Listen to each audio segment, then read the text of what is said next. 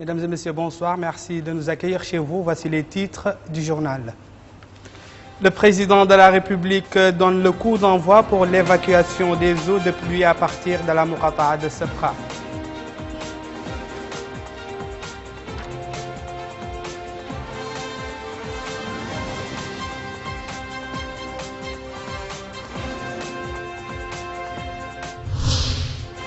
Dans le but de renforcer la liberté de la presse, le département de la communication organise un atelier national sur le projet de la maison de presse en Mauritanie.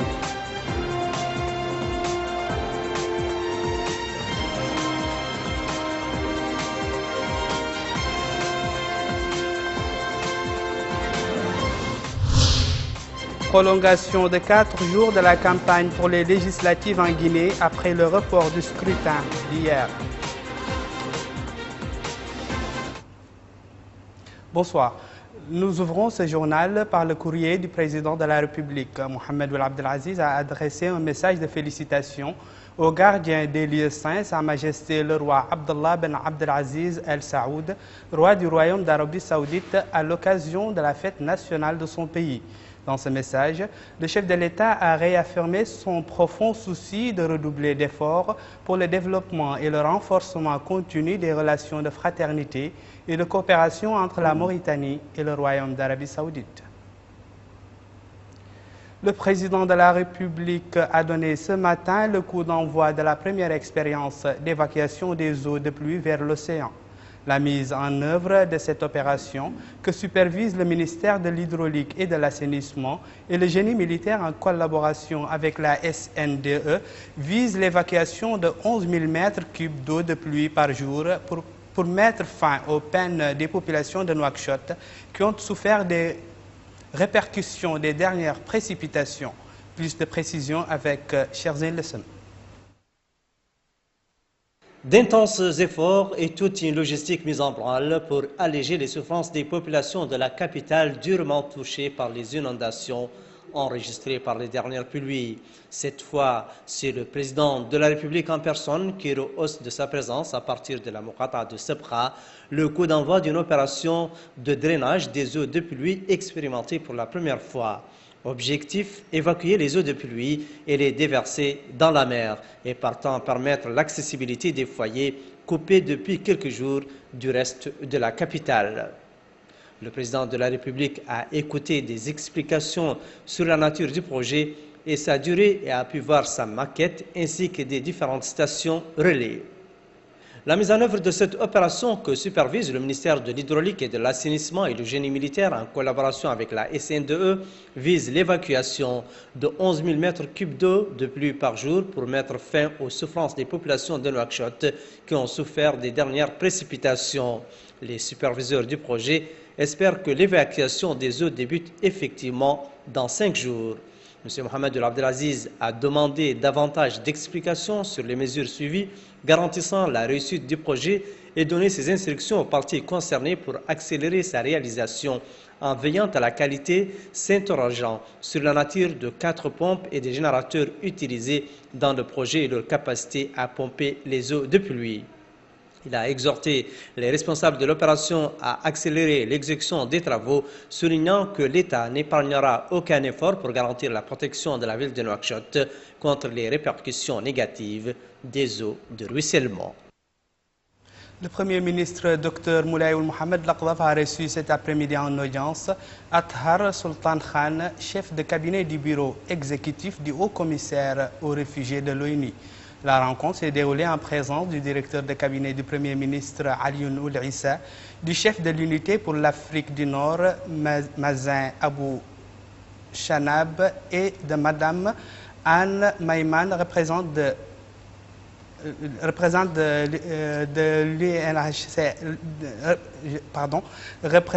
du HCR dans notre pays.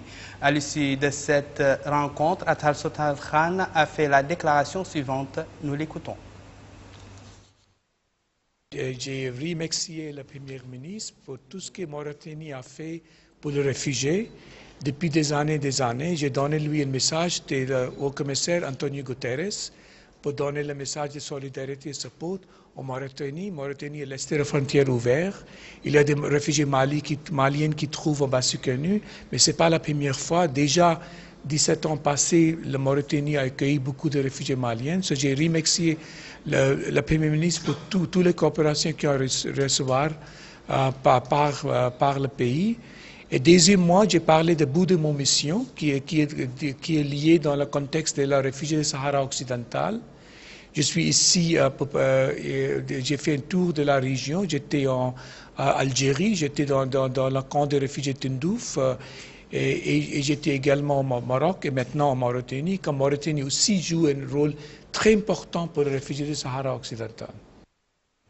Le ministre du Pétrole, de l'Énergie et des Mines, Mohamed Khouna, a effectué aujourd'hui une visite d'information et de prise de contact au chantier de construction de la centrale électrique hybride fonctionnant avec du gaz et du gasoil qui a une capacité de 120 MW et située au nord de la ville de Nouakchott. Plus de précisions avec Zaïdara. Cette visite du ministre du Pétrole, de l'Énergie et des Mines au chantier de construction de la centrale électrique hybride était une visite de prise de contact aussi pour s'informer de l'avancée des travaux. Après s'être informé sur l'avancée des travaux de la centrale, le ministre a suivi un exposé détaillé sur les différents aspects de l'exécution des travaux de cette centrale. Cette centrale de 120 MW doit à terme contribuer à la sécurisation de la fourniture en énergie électrique de la ville de Nouakchott à court, moyen et long terme. Le projet phare de la Somelec est actuellement le projet de la centrale 120 MW dual à gaz et au fioul lourd. La première pierre de ce projet a été déposée le 28 novembre et l'état d'avancement est comme ce qui est prévu dans le chronogramme. Il est prévu de réceptionner ce projet en octobre 2014. Il a voulu aussi être instruit sur l'ensemble des projets qui sont en cours, le portefeuille de projets de la Somelec, que ce soit les projets à l'intérieur du pays, que ce soit les interconnexions avec le réseau de l'OMVS, le projet Dhar, le projet centrale hybride de Kifa, les projets de distribution aussi à Nouakchott. Financé par la Banque islamique de développement et le Fonds arabe de développement économique et social, les travaux de cette centrale sont d'un coût global de 13 108 402 374 ouguiya et doivent prendre fin en octobre 2014. Cette centrale doit connaître en 2015 une extension qui va porter sa capacité à 180 MW. Le ministre de l'Habitat, de l'Urbanisme et de l'Aménagement du territoire, Bayahia Bokar, a visité dans la Muqata'a d'El Mina les quartiers inondés. Les habitants de ces quartiers ont loué les efforts des pouvoirs publics visant à les sortir de cette situation. Abdelrahman Hamadan. Les dernières précipitations qui se sont abattues sur la capitale ont compliqué les quotidiens des populations de certains quartiers de la ville où les habitats construits dans ces zones basses sont inondés et envahis par des eaux stagnantes. Face à cette situation, les autorités publiques n'ont pas cessé de chercher des solutions pour soulager la vie des populations de ces quartiers. Dans ce cadre, s'inscrit la visite du ministre de l'Habitat, de l'Urbanisme et de l'Aménagement du territoire, M. Bayahia Bokar, au quartier de l'Gharigue et sans fiche dans la Muqata'a d'El Mina.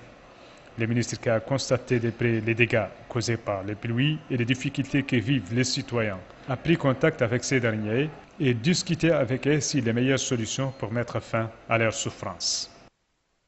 Je voudrais d'abord marquer la ferme volonté du gouvernement d'apporter toutes les solutions à ce genre de difficultés qui, je le rappelle, sont un héritage du passé. Les habitants de ce quartier d'El Mina sont dans une zone inondable. Il faudrait qu'ils comprennent que la vie n'est pas possible dans de telles conditions. Ce quartier n'est pas habitable en l'état. C'est pour cela que le gouvernement a pris la ferme résolution d'apporter aux populations qui vivent les pieds dans l'eau une solution plus sereine, une solution présentant moins de risques pour le quotidien, moins de risques de santé publique, qui consistera à leur offrir à tous une solution. Les quartiers relégués et sans fiche sont construits dans une zone inondable, ce qui complique la vie de la population, notamment au cours de la période de l'hivernage. Une réalité qui devait être prise en considération dans la recherche d'une solution durable à ces problèmes. Suivre les chantiers au quotidien et s'assurer de la qualité des ouvrages publics, tels étaient les objectifs de la récente visite du ministre de l'Habitat, de l'Urbanisme et de l'Aménagement du territoire à Néma. Bayahia Bokar a également pris connaissance de la mise au niveau des symboles de l'État. Compte rendu de Cher Lessem. La récente visite du ministre de l'Habitat, de l'Urbanisme et de l'Aménagement du territoire à Néma avait pour principal objectif de suivre les chantiers exécutés par son département, de contrôler le patrimoine des Mauritaniens et d'assurer leur sécurité. M. Bayahia Bokar s'était rendu dans ce cadre au stade de Néma. Constat hallucinant, le mur de l'enceinte de cet édifice public s'est effondré. Pire encore, les matériaux de construction sont inadaptés et le cahier de charges n'a pas été respecté. Heureusement que ce travail de suivi sur instruction du président de la République nous a permis de repérer et de prévenir même des événements très graves dans ce stade. Parce que l'entrepreneur a triché depuis le départ, à telle enseigne que le mur de clôture est effondré sur quasiment les 3/4. Et nous avons remarqué aussi des choses inacceptables dans la construction des gradins. Après le constat, il a été procédé à la résiliation immédiate du contrat de l'entreprise dont les travaux présentent des dangers majeurs pour les citoyens. Imaginez des jeunes, la jeunesse mauritanienne, les sportifs, en train de manifester leur joie sur des tribunes en toute innocence, risquer leur vie parce que le travail n'a pas été bien fait, bien exécuté par les entreprises et que les pouvoirs publics non plus n'ont pas assuré le suivi qu'il fallait. C'est au nom de ce suivi que nous avons décidé de résilier cette entreprise et de reprendre tout ce qu'il faut reprendre dans ce stade pour garantir un ouvrage de qualité dans la durée. Ce que nous devons aux Mauritaniens, c'est aussi la sécurité et nous ne transigerons pas. Le risque zéro, nous allons nous en approcher le plus possible.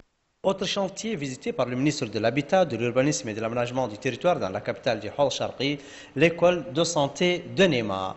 Au cours de sa tournée dans ce chantier, le ministre a prêté attention à tous les détails. Ici encore, le constat n'était pas très encourageant. Des défauts de qualité ont été constatés et instruction a été aussitôt donnée pour reprendre les travaux en question. À Néma toujours, le ministre de l'Habitat, de l'Urbanisme et de l'Aménagement du territoire s'est informé sur la mise à niveau des symboles de l'État, particulièrement au niveau du bureau de la résidence du Hakem, dont la réception est prévue dans 2 mois. Début aujourd'hui à Nouakchott des travaux de l'atelier national sur le projet de la maison de la presse en Mauritanie, organisé par le ministère de la Communication et des Relations avec le Parlement, en collaboration avec le bureau de l'UNESCO à Rabat et la représentation du PNUD à Nouakchott. Compte rendu de Moussa Ndiaye. Comment mettre en place en Mauritanie une maison de la presse à travers ses activités et ses impacts sur les entreprises de la presse? Aussi, débattre et valider les éléments constructifs de cette maison sont 2 points parmi d'autres que les participants à cet atelier vont évoquer du 22 et 23 septembre 2013 à Nouakchott. C'est dans ces cadres que M. Mohamed Yahya Ould-Horma, ministre de la Communication et des Relations avec le Parlement, a déclaré dans son intervention que la construction d'une maison de la presse va sans nul doute contribuer au renforcement des capacités des journalistes mauritaniens. Il a ajouté que la presse nationale a besoin d'une assistance technique liée à la formation d'une part et d'autre part liée au respect de la déontologie. Cet atelier se déroule sous la supervision des différentes structures de la presse nationale et internationale. Là, on note que le bureau régional de l'UNESCO à Rabat ne ménage aucun effort pour apporter son assistance technique au projet de la maison de la presse en Mauritanie. Ce que je peux d'ores et déjà souligner, c'est que l'UNESCO est la seule agence des Nations Unies ayant reçu le mandat de la part de nos États membres de promouvoir la libre circulation des idées par le mot et par l'image. Et nous sommes l'agence des Nations Unies qui travaille sur la promotion de la liberté d'expression et le développement des médias libres, indépendants et pluralistes. Dans ce contexte, nous avons toujours accompagné la création des maisons de presse en Afrique subsaharienne depuis les années 70. Le projet de la construction d'une maison de la presse en Mauritanie vient s'ajouter à d'autres actions du gouvernement mauritanien visant à renforcer la liberté d'expression et le renforcement des capacités des journalistes mauritaniens. Nous partons maintenant dans le Hod Sharqi où s'est tenue ces derniers jours une table ronde sur le développement intégré de cette wilaya. Table ronde organisée par le ministère des Affaires économiques et du Développement et qui a vu une forte participation des autres départements ministériels, des acteurs régionaux et locaux, ainsi que les partenaires au développement. Les travaux de cette table ont été sanctionnés par un ensemble de recommandations et de projets au profit des habitants de cette wilaya. Justement, à propos de ce sujet, nous accueillons ce soir dans cette édition Yahya Ould Abdeldaïm, directeur général de la politique économique et des stratégies de développement au ministère des Affaires économiques et du Développement. Monsieur le directeur général, bonsoir. Merci. D'abord, pouvez-vous nous édifier sur l'importance de cette table ronde et quels sont les résultats issus de ces travaux? Merci de cette opportunité. Comme vous le savez, le gouvernement vient d'organiser, sur instruction de son Excellence M. Mohamed Abdelaziz, président de la République, la semaine dernière à Néma, une table ronde sur le développement intégré de la région du Hod Sharqi. Donc cette table ronde fait suite à la récente visite du président de la République à cette région. Cette table ronde visait donc de mettre en valeur le potentiel de croissance de la région en identifiant les créneaux porteurs dont l'exploitation optimale permettrait d'accroître la productivité et de créer davantage de valeur ajoutée ainsi que de lutter contre le chômage. Tout ça en vue d'améliorer les conditions de vie des populations de la région du Hod Sharqi. Donc les autorités ont la ferme volonté d'accélérer le rythme de croissance et de développement de cette région et de changer le visage de cette région. Donc, à l'occasion de cette table ronde, il y a eu un nombre important de participants. On peut dire que l'ensemble des acteurs de développement au niveau de la région ont participé à cette table ronde. Et à cette occasion, ils ont suivi un certain nombre de présentations faites par l'ensemble des départements ministériels ainsi que certaines caisses et agences comme l'ANAPEJ et la CDD, la Caisse des dépôts et de développement, ainsi que le crédit d'élevage. Donc ils ont tous expliqué aux participants les réalisations, les projets en cours ou programmés au niveau de cette région et les opportunités qui s'offrent aux participants. Parmi les présentations, on peut citer particulièrement 3 présentations importantes. La première portait sur le potentiel de croissance au niveau de la région et les créneaux porteurs dont les principaux sont l'agriculture, l'élevage, le commerce, le tourisme, les infrastructures, les industries de transformation, d'une part. La deuxième présentation a porté sur la création a permis de présenter les résultats préliminaires d'une étude visant la création d'un pôle de développement de l'élevage au niveau de Néma.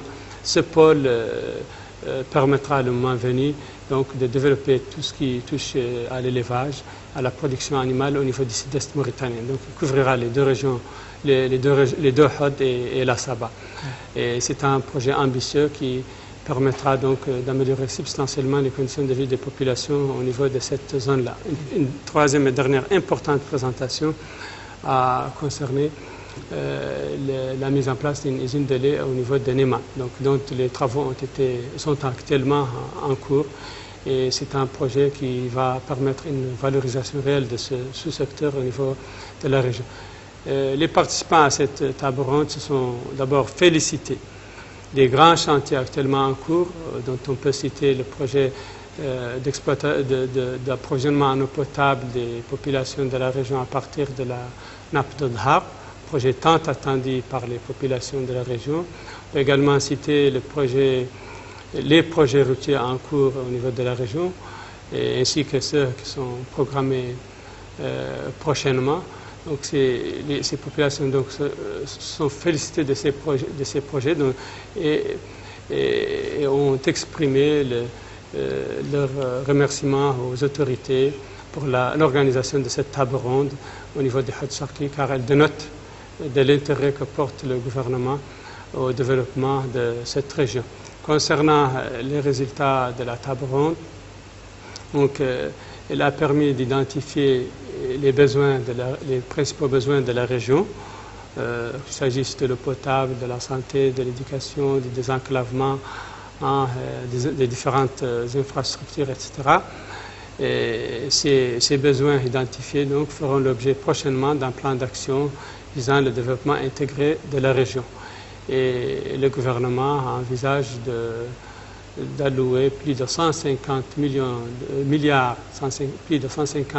de guillas au développement de la région au cours des années 2013-2015. Merci. Vous m'avez un peu marché sur la langue parce que je voulais poser la question à savoir quelles sont les priorités des habitants de Néma et à combien s'élève, si vous pouvez chiffrer le montant alloué à ces projets-là. Bon, pour le moment, le gouvernement envisage d'allouer plus de 150 milliards de billets à la région pour les années 2013-2015. Concernant les besoins, il y a certains, les besoins ont été globalement cernés, mais leur chiffrage final se fera ultérieurement à l'occasion de l'élaboration d'un plan d'action plus détaillé. Pour ce qui est des besoins, l'un des principaux objectifs de la table ronde que j'ai déjà annoncé, c'est donc l'amélioration du niveau de vie des populations à travers notamment une croissance plus importante et plus soutenue. Pour ce faire, donc, il est envisagé d'améliorer l'exploitation de certains secteurs. Donc, les besoins donc, dans ce cadre se situent notamment au niveau de la filière animale, donc tout ce qui touche à l'élevage, à travers l'augmentation de la productivité, et tout ce qui touche aussi à l'agriculture, à travers l'augmentation de la productivité, la réalisation de certains barrages, la maintenance d'autres, à travers le tourisme. Donc, les populations s'attendent à l'ouverture prochaine de l'aéroport de Néma, car cet aéroport est prêt à l'exploitation. Et on s'attend à ce que la compagnie nationale acquiert de nouveaux aéronefs de plus petite taille dont l'exploitation sera rentable, et donc ce qui permettra la mise en exploitation rapidement de cet aéroport. Au niveau de l'eau aussi, donc, il y a certains besoins qui ont été exprimés. Au niveau des zones humides, donc, il y a certaines zones humides au niveau de la région que les populations voudraient voir donc, exploitées. Ceci dit, je tiens quand même à dire que par rapport à tous ces besoins, un certain nombre d'actions sont déjà réalisées ou en cours et d'autres sont projetées.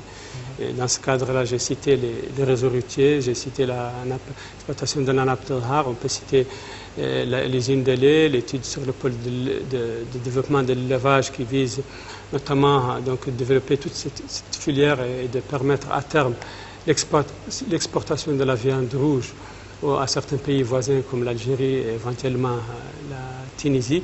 Il y a, pour commencer cela, un projet d'insémination, un projet d'amélioration de la productivité bovine notamment, a déjà commencé au niveau de la zone de Tamourt, la zone humide de Tamourt-Mahmoud.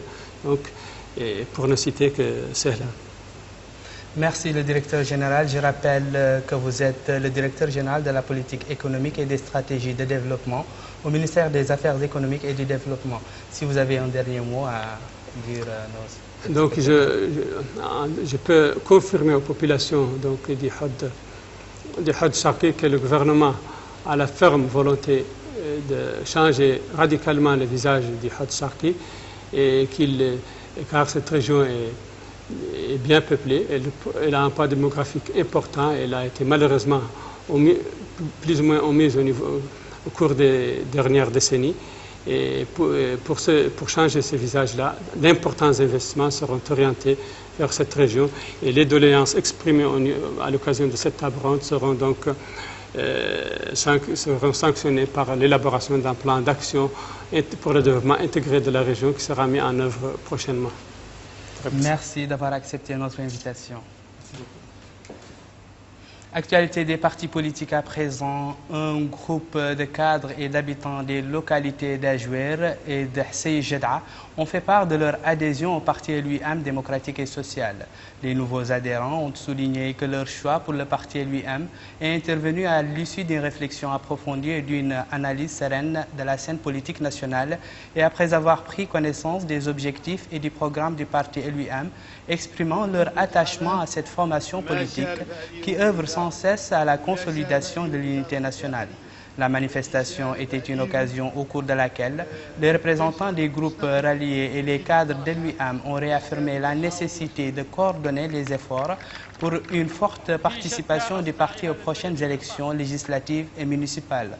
Les intervenants ont appelé les militants du parti à se rendre en masse vers les centres du Ravel pour s'inscrire, mais aussi à retirer leur carte nationale d'identité. Le président du parti LUIM, Bouidjeloul Houmaïd, a souhaité la bienvenue aux nouveaux adhérents et passé en revue les principales réformes que la scène politique a connues partant des résultats du dialogue national. Le Palais des Congrès a abrité hier après-midi une cérémonie au cours de laquelle le mouvement du renouveau a annoncé son ralliement à l'UPR. Le coordinateur de ce mouvement a indiqué que leurs actions étaient intervenues suite à la prise de conscience du fait que la politique suivie par le président de la République est opportune et efficace. Aussi, le devoir national nous dicte, dit-il, d'œuvrer au sein des rangs de l'UPR. Il a ajouté que la défense des valeurs de la République, l'ancrage de la démocratie et la mise en avant de dignité du citoyen continueront à inspirer l'action du mouvement où qu'il se trouve, car il s'agit de principes que nous partageons avec le Parti de l'Union pour la République. Le secrétaire général de l'UPR, Omar Ould Ma'tallah, a apprécié le ralliement de ce mouvement qui va donner, a-t-il dit, une nouvelle impulsion à notre formation. À Nouadhibou, l'initiative qui s'est fait appeler la vision opportune pour appuyer la réforme et la construction a organisé une manifestation politique consacrée à valoriser les réalisations accomplies dans la zone franche de Nouadhibou et mobiliser les militants autour de la nécessité de s'inscrire sur la liste électorale et de retirer leur carte nationale d'identité en prévision des prochaines échéances électorales. Cette manifestation était l'occasion pour les responsables de l'initiative et les cadres du parti à passer en revue les réalisations accomplies dans le pays et à Dakhlet Nouadhibou en particulier. C'était aussi une occasion pour discuter de la situation politique au niveau de la cité et du niveau de mobilisation à la base du parti de l'UPR. Mohamed Mokhtar Ould Sidi Mohamed, membre du bureau exécutif de l'UPR, a abordé les transformations économiques que Nouadhibou a connues après avoir été déclarée zone franche. Actualité internationale à présent, en Guinée, le report au 28 septembre des législatives prévues mardi prochain a relancé aujourd'hui la campagne électorale à Conakry, où pour beaucoup d'habitants, il a aussi permis d'éviter les violences qui avaient éclaté lors de précédentes compétitions politiques. Plus de précisions avec Emina Abdelaziz. À la maison commune, le siège du système des Nations Unies à Conakry, dans le hall du premier étage, les principaux leaders politiques guinéens multiplient les apartés. Les négociations entre l'opposition et le pouvoir sur le maintien ou non de la date des législatives sont difficiles. Après une ultime réunion à huis clos présidée par le représentant spécial du secrétaire général de l'ONU, les deux camps parviennent à un accord. Un délai exceptionnel de 4 jours est donc accordé à la Commission électorale nationale indépendante pour corriger les anomalies qui sont à l'origine du report. Pouvoir et position semblent satisfaits. Après l'accord conclu samedi soir, les Guinéens attendent à présent le décret présidentiel qui officialise la nouvelle date des législatives. Au Kenya, le bilan de l'attaque terroriste contre le centre commercial de Nairobi est désormais de 68 morts, a affirmé la police kenyane. Dans la foulée d'un nouvel assaut des forces de l'ordre pour tenter de neutraliser les assaillants. Selon une source policière, des membres des forces de l'ordre kenyanes ont pénétré dans le bâtiment alors que la nuit tombait sur Nairobi et ont vu de nombreux corps étendus à divers endroits. Compte rendu d'Azz Aïdara. L'attente et l'angoisse durent plus de 24 heures. Une dizaine d'islamistes somaliens sont toujours retranchés dans le Westgate Mall, un centre commercial de Nairobi. Après avoir tiré dans la foule, le commando a pris plusieurs personnes en otage, obligeant l'armée et les forces de police à progresser avec prudence dans un labyrinthe de boutiques. Le bilan provisoire fait état d'au moins 59 décès et plus de 175 blessés. Escortés par la police, des clients continuent de sortir par petits groupes, des hommes en sécurité, mais toujours terrifiés. Il y avait des balles dans tous les sens. On a essayé de courir, mais on ne savait pas où aller. Ce centre commercial était fréquenté par de riches Kenyans et de nombreux expatriés. On compte parmi les victimes des ressortissants britanniques, français et canadiens. Le président kenyan, dont le neveu est décédé pendant l'attaque, promet que justice sera faite. Les auteurs de cet acte ignoble et bestial ne s'en sortiront pas. Comme les lâches attaquants qui sont en ce moment cernés dans le bâtiment, ceux qui ont planifié l'attaque seront punis rapidement. Nous serons impitoyables. Ce centre commercial, situé dans un quartier aisé de Nairobi, avait déjà été décrit comme une cible idéale pour des terroristes par plusieurs sociétés de sécurité. C'est l'attentat le plus meurtrier en Nairobi depuis 1998, quand une attaque d'Al-Qaïda avait fait plus de 200 morts. Nous reformons ce journal par cette page des brèves avec Emina Abdelaziz. Samedi sanglant en Irak, un attentat à la voiture piégée conduite par un kamikaze a ciblé une foule de gens participant à une cérémonie de funérailles dans le quartier chiite de Sadr City à Bagdad. Assortie d'une deuxième explosion, l'opération a fait au moins 57 morts et 128 blessés. Elle intervient au lendemain d'une attaque à la bombe contre une mosquée sunnite de Samouraï qui avait fait 18 morts. Au Pakistan, un double attentat suicide a été perpétré devant une église du Peshawar à la sortie de la messe. Les deux kamikazes ont déclenché des explosifs qu'ils portaient sur eux, faisant plus de 60 morts et 120 blessés.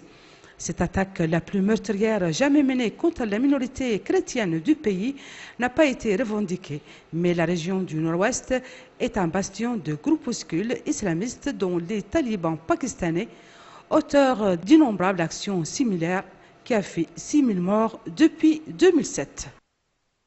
C'était tout pour ce soir. Voici le rappel des titres. Le président de la République donne le coup d'envoi pour l'évacuation des eaux de pluie à partir de la Muqata'a de Sabra.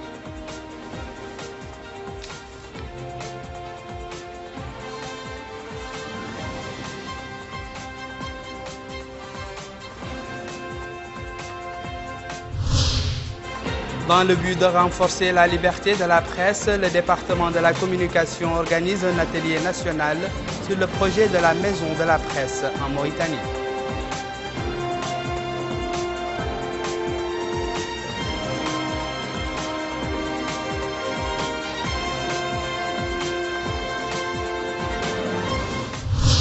Prolongation de 4 jours de la campagne pour les législatives en Guinée après le report du scrutin d'hier. Voilà, c'est tout pour cette édition. Merci de l'avoir suivi. Merci également pour votre fidélité. Prenez soin de vous. Chaque jour est une vie. Au revoir.